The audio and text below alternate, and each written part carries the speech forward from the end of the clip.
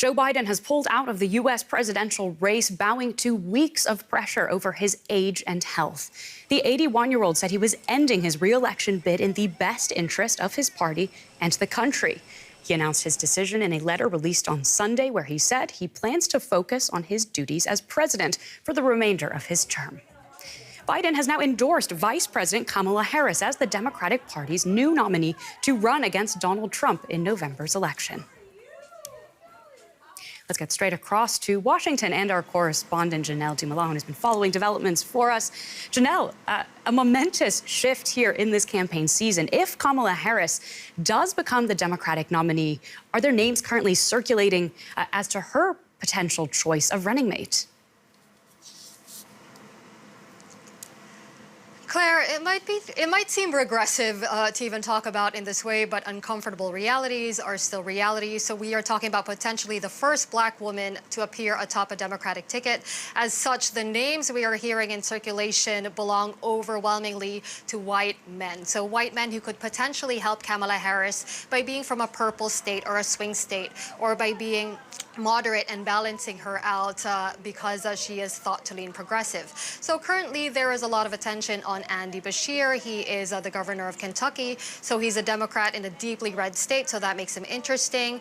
People are also looking at Josh Shapiro, the governor of Pennsylvania. Now, Pennsylvania, of course, being one of those must-win states, one of the blue wall states that the Democrats are trying to retain, the other ones being Wisconsin and Michigan. There's also Mark Kelly, former Navyman and astronaut. So he is a senator from the purple state of Arizona, so he has that macho street cred going on. There's also J.B. Pritzker, the governor of Illinois. Interesting because he has deep pockets and could help finance the campaign. Now, those are just some of the names, but it goes to show that Kamala Harris has options here and a relatively deep pool of Democratic talent from which to draw upon. Indeed, all these possible choices aiming to broaden out the potential appeal of the ticket. Janelle, what I find really interesting is that now the Trump campaign, not up against the candidate they thought they would be. How are they going to pivot here at this point in the election cycle? Yeah, so the Trump campaign was really meant to be a campaign to beat Joe Biden, not anyone else. Now, they were really going after Joe Biden's age, and mental fitness, mental acuity, and now they have to pivot to Kamala Harris in a situation now where it will be Donald Trump who will be the old man in this campaign, and they also run the risk that Kamala Harris might not even be the nominee at the end. Arguably, though, they would be more equipped to attack Kamala Harris over an unknown quantity. She was on the ticket. So what we are expecting is that in the next weeks, there will be attack ads launched against her in battleground states where they sort of portray her as the one pulling the strings in the Biden administration, involved in cover-ups around Joe Biden's health. They're also going to attack her for policy areas where the Republicans feel they are strong and they view the Democrats as weak, as, for example, the border and immigration, the border having at one point been part of Kamala Harris's portfolio. They're going to keep hammering the point that she is somehow worse than Joe Biden. So these are just some of the ways that we could expect the Trump campaign to pivot in the days to come. Janelle, thank you so much for that analysis. That is Janelle Dumalaon for us in Washington, D.C. Now, Biden's exit comes less than a month before the Democratic Party convention in Chicago. Kamala Harris moving to lock in delegates to confirm her candidacy for president.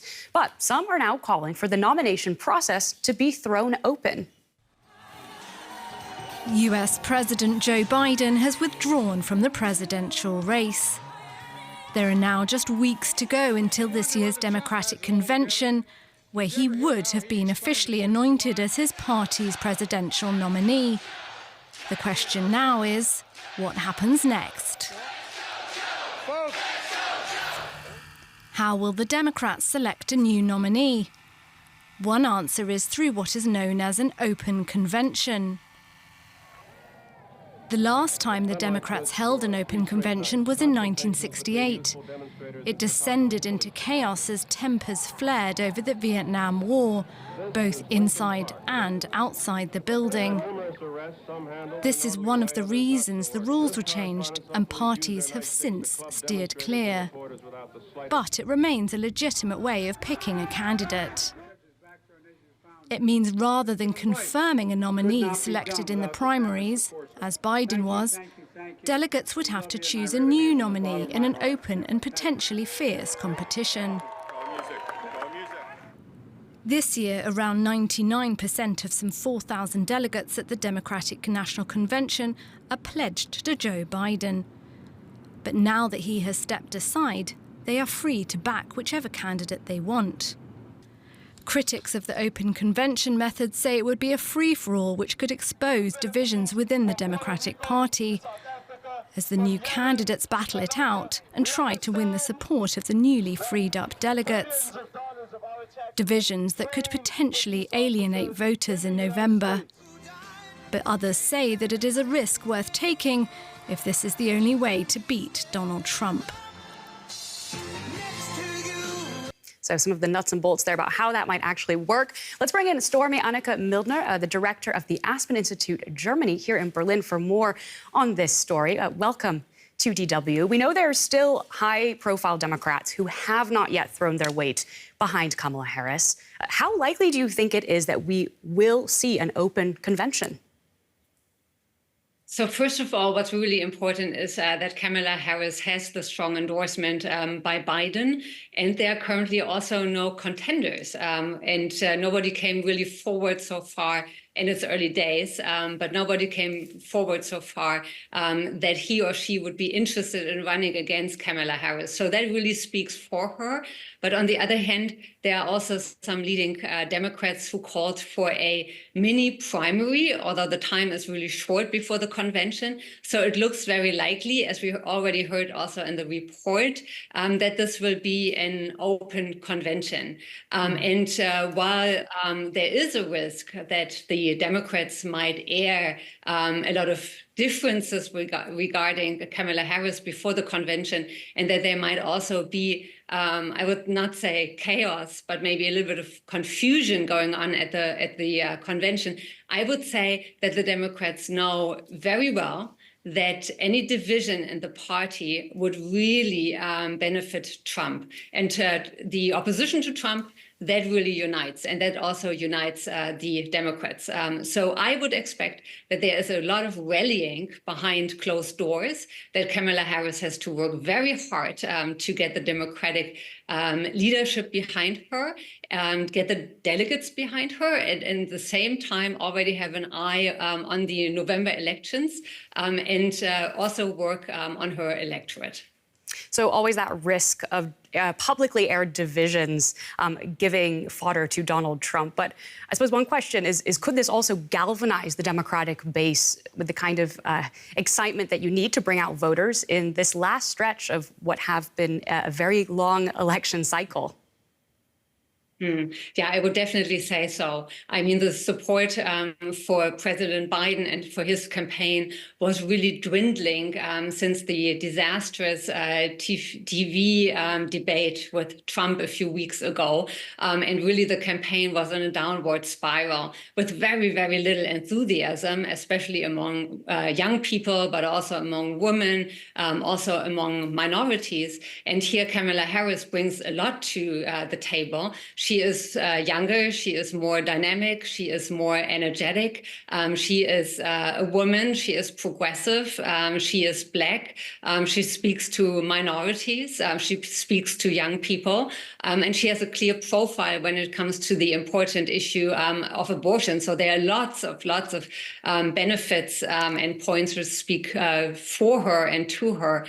But there are also some not so great points for her. I mean, she was part and still is of the Biden administration. So she also stands for some of the issues which do not resonate so much with the voters. So, for example, that the good economic situation didn't trickle down to everybody, and also the immigration issue and the crisis at the southern border.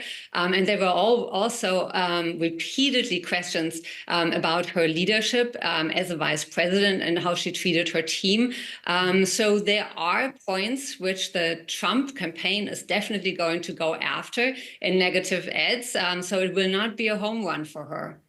And what about foreign policy? Kamala Harris on the world stage. Do we know how Europe is going to be looking at her potential candidacy? Will it be total continuity from a Biden administration, or are there areas where she differs? So I would say that there is a lot of continuity, and it isn't surprising that we here in Europe and in Germany are watching the campaign and the elections very carefully, because the United States are such an important partner for us. So if you look at four big foreign policy issues, I would say there will be a lot of continuity. On Ukraine, for example, she will most likely continue to support the Ukraine, although she depends on the support for Congress, because she doesn't have the power of the purse, Congress does. And she is going to continue to ask the European allies to definitely step up their own security measures and investment in security. The second big foreign policy issue, China. This is a topic in which there is big bipartisan support for a tough stance. I would expect her to continue this. On the third big foreign policy issue, Middle East, Israel and Palestine, I would also expect that she continues her strong support for Israel, but she has also pointed repeatedly at the humanitarian crisis in Palestine. So it could be a little bit of a tougher rhetoric. And last but not least, on foreign economic policy, I also see a lot of continuity. Well, thank you so much for that wrap-up. That is the director of the Aspen Institute, Stormy-Annika Mildner. We very much appreciate your time today. Thank you so much for having me.